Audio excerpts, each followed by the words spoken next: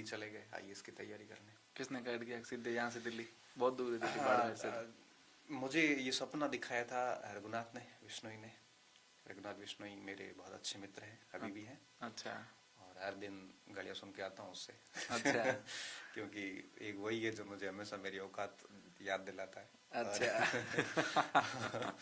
और जीवन में ऐसे व्यक्ति होने चाहिए। अच्छा। तो उसने कहा था कि दिल्ली चले अपन, तेरा लेवल ठीक है, यहाँ पे एटमॉस्फेयर इतना नहीं है, तो चल लेते हैं। अच्छा। तो मैं उसके साथ उसके सानिध्य में दिल्ली गया था।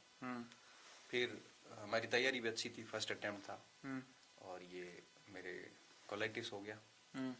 तो कोलाइटिस के बाद में एम्स में लेके गुरु तेग बहादुर अस्पताल, राम मनोहर लोहिया, दिल्ली में इन सारे हॉस्पिटल्स में गए कि लास्ट में डॉक्टर्स ने यही कहा था कि आप अगर बहुत मेहनत करके आईएएस बन भी गए ना, नॉट फिट फॉर आप आईएएस, मतलब उस पोस्ट के लिए फिट नहीं है। मतलब आप पोस्ट के साथ न्याय नहीं कर पाएंगे। अच्छा। क्योंकि वहाँ 24/7 ड्यूटी होती है, आपको खाना पीना कोई शेड्यूल नहीं होता। अल्सर में तो इन चीज़ों का विशेष तौर पे ध्यान रखना पड़ता है। मीटिंग्स पे मीटिंग्स, यात्रा पे यात्रा, बाथरूम रिच आपको हर समय चाहिए। तब थोड़ा सा मन कमजोर हुआ। मैंने कहा सिविल सर्विसेज और ये जो है ये अपन अब अगली पीढ़ी पे छोड़ देते हैं। अच्छा। मैंने वहाँ से फिर किनारा कर लिया। जब भी मैंने परीक्षाएं फिर भी दी, आईएएस के 4 अटेम्प्ट लिए, चारों बार प्री पास हुआ, 3 मेंस लिख के आया। अच्छा। लास्ट में तो इतना बीमार हुआ कि चौथा मेंस देने भी नहीं गया। योजना भवन जाके आया मैं। योजना भवन में मेंस हुए थे हमारे।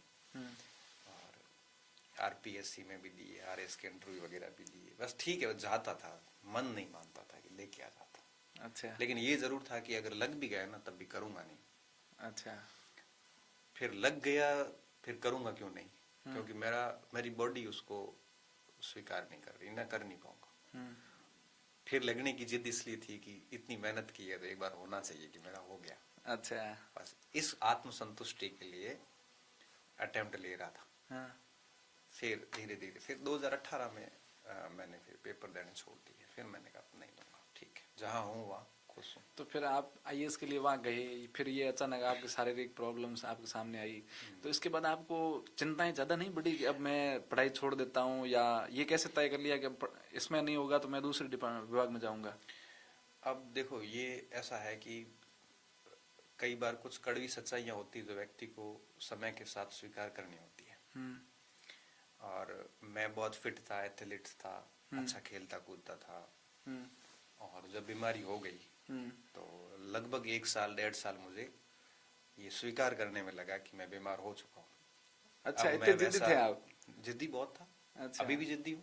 आजकल तो बच्चों को बहाना चाहिए, बुखार आ गया तो कोचिंग नहीं आएंगे। आजकल की पीढ़ी कमजोर, वो कहते हैं ना कि जो जिसकी आगे की पीढ़ी बहुत अच्छी होती है ना, वो आगे की पीढ़ी, उससे आगे वाली पीढ़ी बहुत कमजोर हो जाती है। अच्छा। अब जैसे मेरे माता पिता ने जो स्ट्रगल किया, उन्होंने जो संघर्ष किए हैं, संसाधन थे नहीं उस समय, तो हम मजबूत पैदा हुए।